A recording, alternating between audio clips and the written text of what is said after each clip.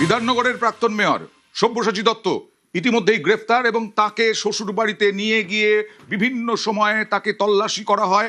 আজকে সম্পত্তি বাজেয়াপ্ত হলো সব্যসাচী দত্তর। 5 সম্পত্তি বাজেয়াপ্ত, সব্যসাচীর 5টি ব্যাংক অ্যাকাউন্ট ফ্রিজ, বিধাননগরের প্রাক্তন মেয়রের গাড়িও বাজেয়াপ্ত, এফডি নগদ 3,70,00,000 টাকা বাজেয়াপ্ত।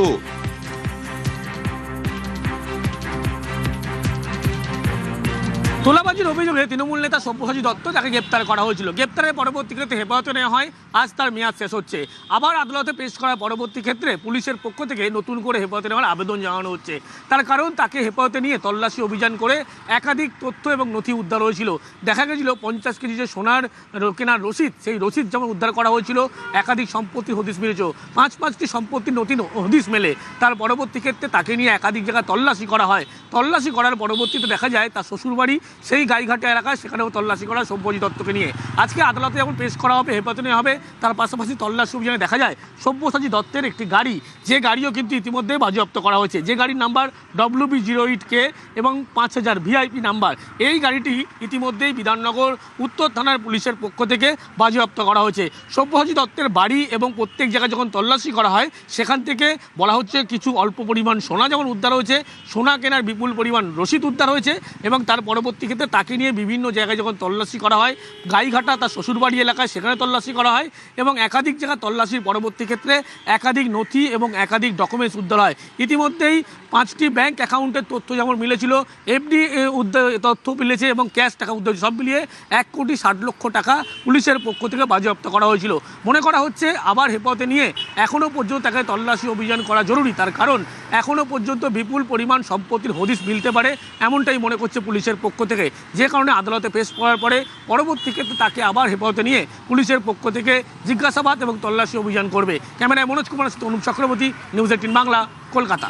সম্পত্তি বাজেয়াপ্ত করেই ক্ষান্ত নয় পুলিশ।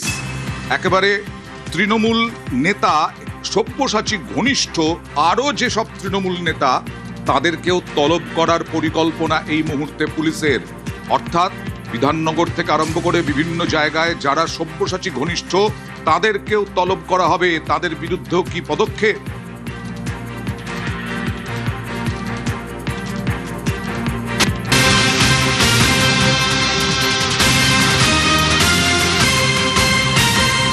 আগামী সোমবার রাজ্য বাজেট, আর বাজেটের আগে জোড়া বৈঠক অর্থমন্ত্রী স্বপন দাশগুপ্তর। প্রথমে তিনি ভাইস চেয়ারম্যান নীতি আয়োগের অশোক লাহিড়ির সঙ্গে কথা বললেন এবং তারপরে অর্থমন্ত্রী, কেন্দ্রীয় অর্থমন্ত্রী নির্মলা সীতারামনের সঙ্গে বৈঠক করলেন।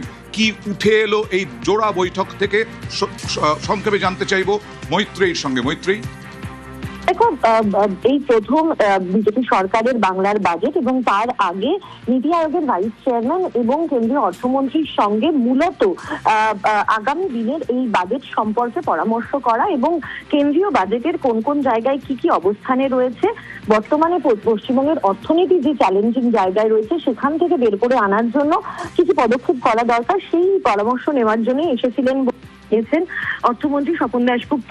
তবে একটা কথা তিনি আজকে উল্লেখ করে দিয়েছেন যে বাংলার বাজেট অনেক বেশি সরকার বা ইন্ডাস্ট্রি মুখী হবে এবং তাতে বেশ কিছু চমক থাকবে এবং রাজ্যের অবশ্যই অর্থনৈতিক অবস্থার কথা মাথায় রেখেই এবারের বাজেট করতে চলেছে বিজেপি সরকার। স্বপন দাশগুপ্ত অর্থমন্ত্রী, রাজ্যের অর্থমন্ত্রী, তিনি বৈঠক করলেন নীতি আয়োগের ভাইস চেয়ারম্যান অশোক লাহিড়ির সঙ্গে। তিনি বৈঠক করলেন কেন্দ্রীয় অর্থমন্ত্রী নির্মলা সীতারামনের সঙ্গে। এর মধ্যেই, এই পালা বদলের 1 মাসের মধ্যেই বেশ কিছু বরাদ্দ রাজ্যের কাছে পৌঁছে গেছে। কেন্দ্রের বরাদ্দ, 100 দিনের কাজের বরাদ্দ, 125 দিনের কাজের বরাদ্দ।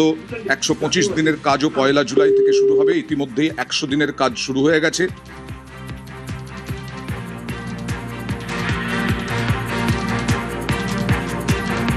রাজ্য বাজেটের পরিপ্রেক্ষিতে অনেক রকম কনসালটেশন দরকার হয়। নীতি আয়োগটা অত কনসালটেশন না, ওটা মোর অ্যাডভাইজারি।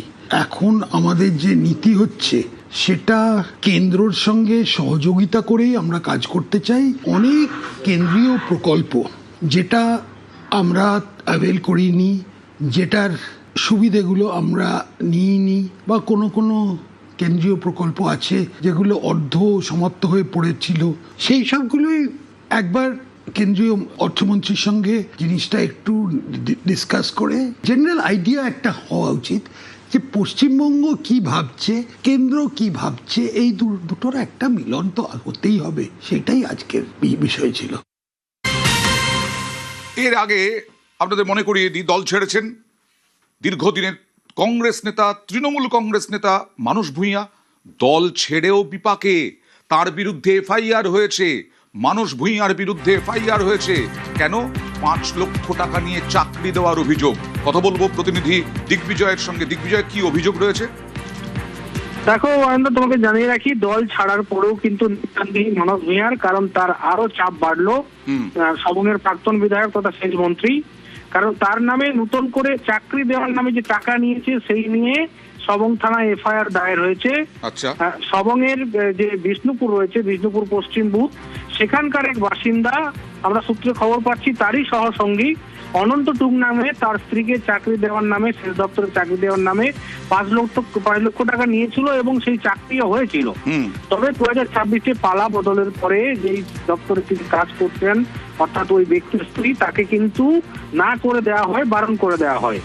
তারপরেই কিন্তু ক্ষুব্ধ হয়ে ওই অনন্ত টুং বলে যে ব্যক্তি রয়েছে সবং থানায় অভিযোগ দায়ের করেন। সেচ মন্ত্রী, প্রাক্তন সেচ মন্ত্রী মানস ভূঁইয়ার কোনো বক্তব্য পাওয়া গেছে? এই বিষয়ে আমরা মানস ভূঁইয়ার সঙ্গে যোগাযোগ করার চেষ্টা করেছি, কিন্তু তিনি ক্যামেরার সামনে কিছু বলতে চাইছেন না। তবে তিনি যেটা আমাদেরকে জানিয়েছেন যে এটা রাজনৈতিক চক্রান্ত। তিনি দীর্ঘ তার রাজনৈতিক জীবনে কারো কাছে কোনো তোলা নেননি, টাকা নেননি, এরকমটাই তিনি জানিয়েছেন। সবংয়ের মানুষ এর বিচার করবে, এটাও তিনি জানিয়েছেন। বেশ, আসলে তিনি রাজনৈতিক চক্রান্ত বলছেন কারণ বিজেপি নেতা অভিযোগ করছেন। দেখুন, মানসবাবু তো সবংয়ের চাকরি দিবে করে বহু মানুষের টাকা নিয়েছে। মানসবাবু বহু লোকের কাছে এইভাবে টাকা তুলে আজকে তাকে যারা তার কথা কোনো শুনছে না, তাকে ফাঁসি দেওয়ার জন্য বিভিন্নভাবে চেষ্টা করছে। বিজেপি থেকে দাবি করবো যারা প্রকৃত টাকা দিয়েছে তাদের টাকা ফেরত দিতে হবে। না, মানসবাবু তো তৃণমূল ছাড়ছে, তৃণমূল ছাড়ে এখন কোন লাল ধরবে, এখন ছোটাছুটি করছে, এখন কোন জায়গায় যাবে এখন স্থির করতে পারেনি। সবংয়ের মাটিতে মানসবাবু যা করেছে আমার মনে হয় কোনো জায়গায় তার স্থান নেই। তৃণমূলে পদত্যাগের ধাক্কা। পূর্ব বর্ধমানের তৃণমূল জেলা সভাপতি রবীন্দ্রনাথ চট্টোপাধ্যায়, তিনিও পদত্যাগ করলেন। তিনি কি তার পদ থেকে পদত্যাগ করলেন নাকি দলই ছাড়লেন? এটাও একটা বড় প্রশ্ন। শারীরিক অসুস্থতায় প্রাক্তন বিধায়কের পদত্যাগ বলা হচ্ছে। এই মুহূর্তে সরাসরি চলে যাব প্রতিনিধি রণদেবের কাছে। রণদেব, কিছুক্ষণ আগে প্রদীপ সরকারের কথা শুনছিলে। প্রদীপ সরকার পদ থেকে পদত্যাগ করেছিলেন, তারপরে শোনা গেল তৃণমূল থেকেই, মানে দলই ছেড়ে দিয়েছেন। শুভেন্দু অধিকারীর প্রশংসায় পঞ্চমুখ, দিলীপ ঘোষের প্রশংসায় পঞ্চমুখ। রবি চ্যাটার্জির কি খবর? তিনি কি দল ছাড়লেন? না দেখো, রবীন্দ্রনাথ চট্টোপাধ্যায় পদত্যাগ করেছে সভাপতির পদ থেকে, জেলা সভাপতির পদ থেকে, কিন্তু এখনো দল ছেড়েছেন এমন কিন্তু নির্দিষ্ট কিছু বলেননি। তবে দল ছাড়ার মুখেই আছেন উনি। কারণ হচ্ছে উনি বলছেন যে আমার এমনিতেই চোখের সমস্যা, এছাড়া ডাক্তারবাবু বলেছেন যে হার্টে পেসমেকার বসতে পারে এবং হার্টের যে সমস্যা দেখা দিচ্ছে সেটা আগামীকাল উনি কলকাতায় কোনো একটা বেসরকারি নার্সিংহোমে ভর্তি হবেন। সেখানেই কিন্তু তারপর উনি সিদ্ধান্ত নেবেন আদৌ দলে থাকবেন কিনা। কারণ হচ্ছে যে ওনার শারীরিক যা অবস্থা, সেই অবস্থায় এই মুহূর্তে কোনো রাজনীতি করার ইচ্ছা তেমন নেই, কিন্তু দল চালাবার মতো ক্ষমতাও ওনার নেই, সেই কারণে উনি পদত্যাগ করেছেন। বেশ, আর রবীন্দ্রনাথ চট্টোপাধ্যায় কি বললেন আমাদেরকে দেখুন। আমি তো ইলেকশনের পর দিনই পদত্যাগ করেছিলাম জেলা সভাপতি থেকে, আবার রাখা হয়েছে, সেটা আমি ফেসবুকে দেখলাম। আমি আবার পদত্যাগ পত্র পাঠিয়ে দিয়েছি। কি কারণে?